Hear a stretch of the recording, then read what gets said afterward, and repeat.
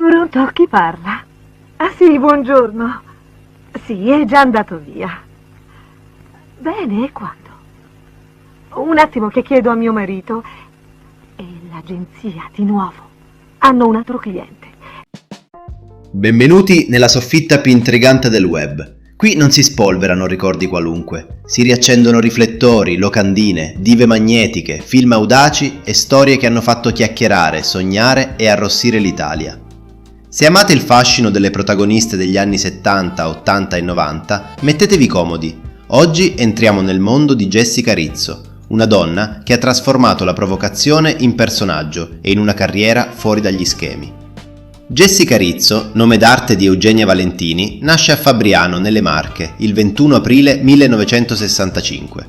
Prima ancora dei set, però, c'è la musica. Eugenia canta, si esibisce e cerca la sua strada artistica accanto a Marco Toto, chitarrista e poi compagno di vita. I due si sposano nel 1989 e quell'anno arriva il colpo di scena.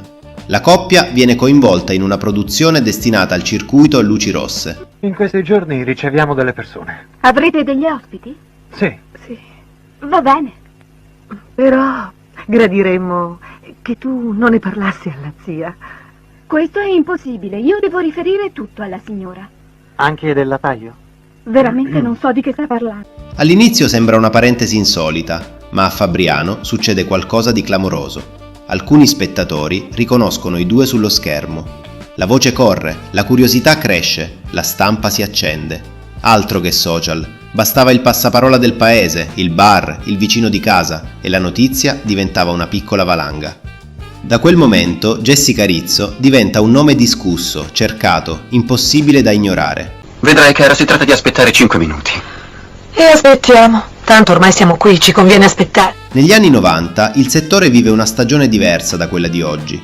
C'erano ancora le sale, le videocassette, i giornali specializzati, le serate dal vivo, quell'atmosfera un po' proibita che rendeva tutto più misterioso.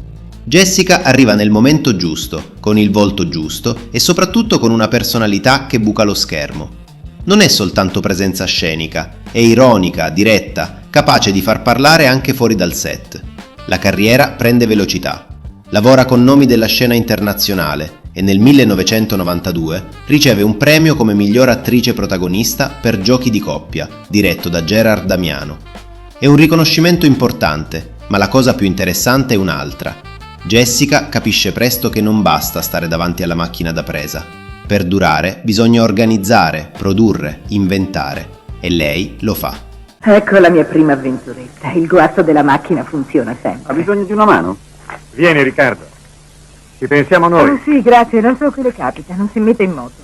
Con Marco Toto fonda la Jessica Rizzo Communications, società con cui produce contenuti puntando anche su volti non professionisti. È una scelta popolare perché porta in scena persone comuni e un immaginario più vicino al pubblico italiano. Jessica non segue soltanto il mercato, lo legge, lo interpreta, lo anticipa. Dove molti restano legati al momento, lei prova a costruire un sistema. Diva sì, ma anche imprenditrice. Mio marito sta per tornare a casa. Non so come devo comportarmi, se raccontargli quello che è successo o nascondergli tutto. Ma sì, gli dirò ogni cosa.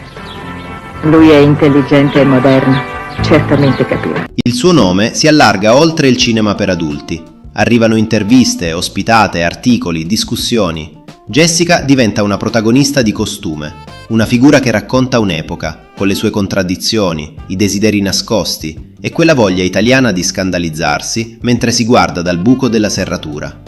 Certi moralismi facevano rumore, ma poi la curiosità faceva il pienone.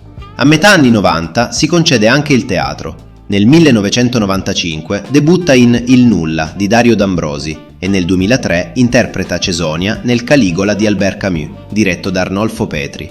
Una scelta non banale. Portare il suo nome dentro testi teatrali significava uscire dall'etichetta più facile e mettersi in gioco davanti a un pubblico diverso. Non tutti la prendevano sul serio, certo, ma Jessica ha sempre avuto un'arma preziosa, la faccia tosta. Tu sai che ho sempre amato fare il detective e ho un intuito eccezionale, e qui dentro ho visto delle cose che non sono certo di mio gradimento. Ma io invece penso che Queste sono soltanto delle tue fantasie. Poi il mercato cambia. Dalle videocassette si passa ai DVD, poi a internet, poi alle piattaforme personali. Jessica però continua a reinventarsi. Lavora sulla propria immagine, sulla produzione, sugli eventi e sul mondo dei locali. A Roma il nome legato a lei è il Mondo di Atlantis, club privé che rafforza il suo ruolo di imprenditrice del settore adulto. Jessica Rizzo non è stata soltanto una diva della trasgressione. Ha capito che il desiderio, nel costume italiano, non vive mai solo sullo schermo. Vive nelle conversazioni, nei tabù, nelle copertine, nelle serate, nei racconti. Lei ha saputo occupare quello spazio con fascino, ironia e senso pratico, senza fingere di essere qualcosa che non era. Il suo nome resta legato agli anni 90, quando il cinema per adulti italiano aveva volti da copertina e un rapporto stretto con televisione e cronaca leggera. Jessica appartiene a quella galleria di protagoniste che hanno raccontato un'Italia più notturna e curiosa, un'Italia che magari faceva finta di scandalizzarsi, ma intanto voleva sapere tutto. Amici della soffitta, Jessica Rizzo possiamo raccontarla così: bellezza provocante, spirito imprenditoriale, fiuto mediatico e libertà personale. Una donna che ha preso un'etichetta scomoda e l'ha trasformata in firma. E quando entrava in scena lei, l'attenzione del pubblico non bisognava certo chiederla 2 volte.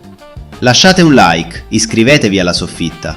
Nei commenti ditemi la vostra. Jessica Rizzo è stata una diva della provocazione o anche un'imprenditrice che ha capito il suo tempo? E quale protagonista volete nella prossima puntata?